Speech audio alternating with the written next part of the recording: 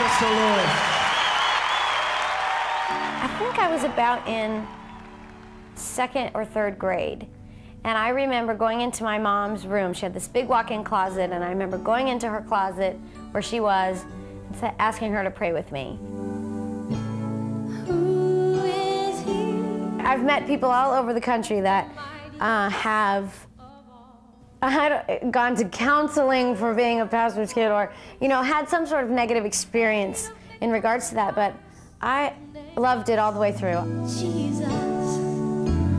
I started young enough that at this point in my life I've accomplished so much, not just in a career matter of speaking, but I mean, I have 2 kids, I've been married for almost 10 years, and to have done all of that in such a short period of time, I just feel like, oh, I have, what else is there to do? And I can I don't feel like there's things that I have to do, I feel like I'm not even 30 and I don't feel any pressure of time creeping up.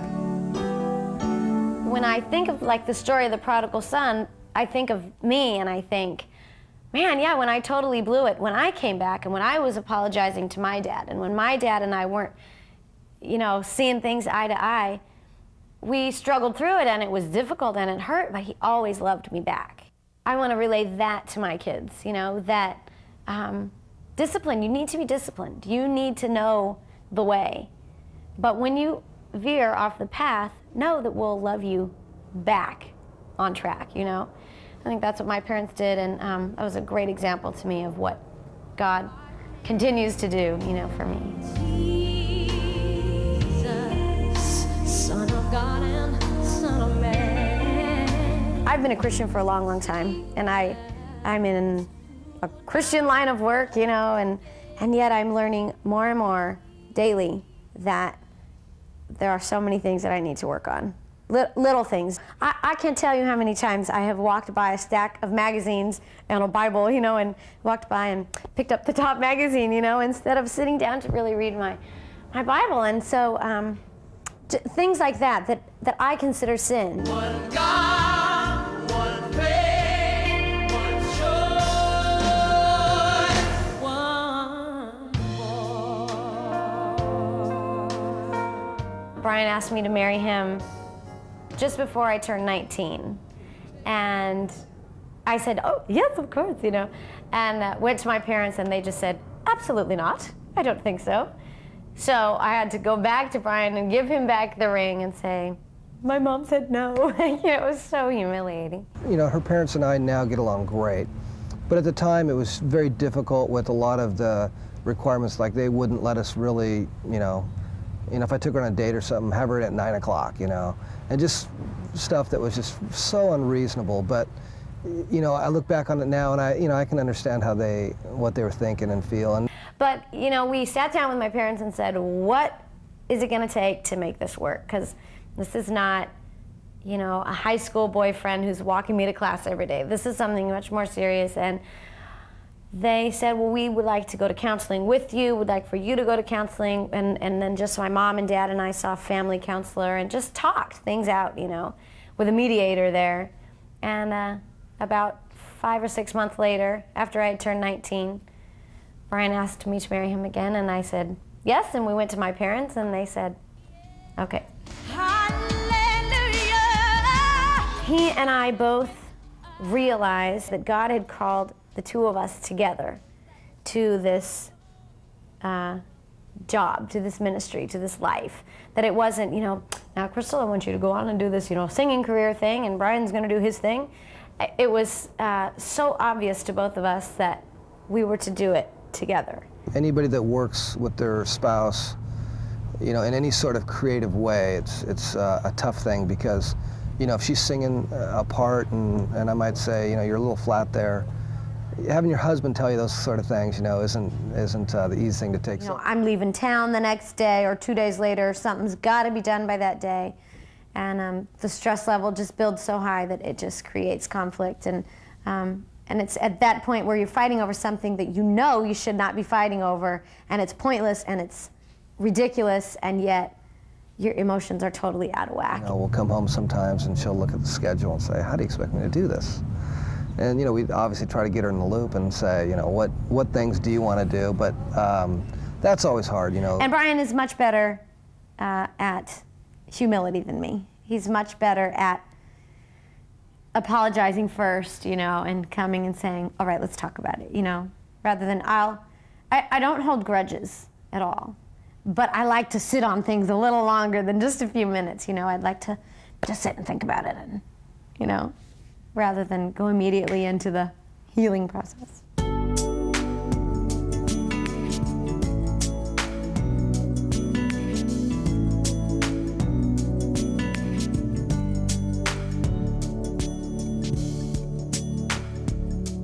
He gives beauty for ashes, strength for fear, gladness for mourning, peace for despair. Obviously, she's very soulful. I think musically, you know, it's pop, but yet I think that word, she hates that word, pop. I think she just has such a heart for what she does that, you know, she has just made it so clear that, you know, Christian music is what she wants to sing about. I mean, the elements of the cross and the blood of Jesus and those things she wants to sing about and isn't shy about singing about it. And I think that there's times where, yeah, there's been pressure from people to try to have songs that could be just pop hits or whatever that could work, you know, maybe in both markets. And I don't think she, you know, thinks there's anything wrong with that one way or the other, but I think for her and where she's at right now, she just, you know, if it was up to her, which it is, she just feels like, I want to just sing about God.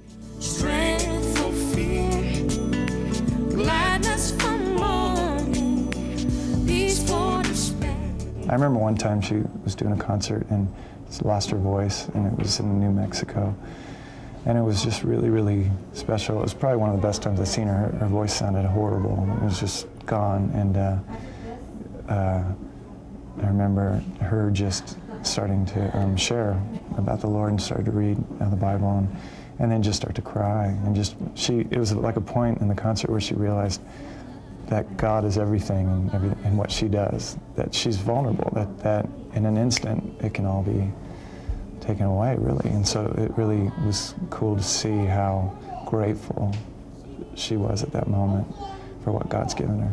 He's the lion and the lamb. When you're involved in the industry, people put these kinds of ideas out and make you seem larger than life and things like that. And the best way to maintain humility and to maintain, you know, an even keel, maintain your sanity, is to make sure that you remember exactly who you are. Remember that you're not what everybody else says that you are. You know, you're just you. The beauty of the cross, healing for the lost, the cross, stained by blood. When I first had Solomon, I went through a period of time where, right after I had him, where I sat and cried to God in fear. And I just thought, what if he needs to eat while I'm on stage? You know, what if, you know, he cries when he won't let me know? You know, all these dumb little things. But I was legitimately afraid. I thought, I'm not going to be able to continue in what I do with a child. I just couldn't figure out how it would work. And of course, I got pregnant again and had my daughter and really had some of those same fears. You know, I thought, all right, well, okay, it worked with one, but now how's it going to work with two, you know? It was a perfect example of how we see, you know, this much of the picture and God sees the whole thing.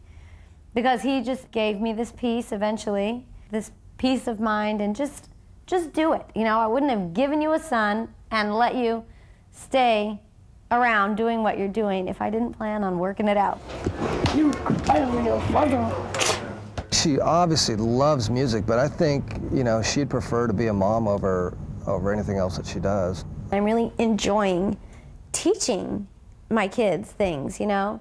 All of a sudden realizing that, hey, they're gonna either learn this at school from their friends who have older brothers and sisters, whatever it is, or they're gonna learn it from me.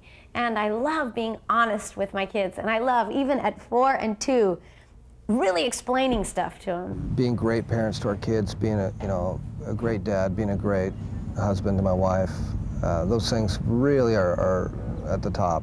And it's a challenge, it really is, to take that place of submission, so to speak.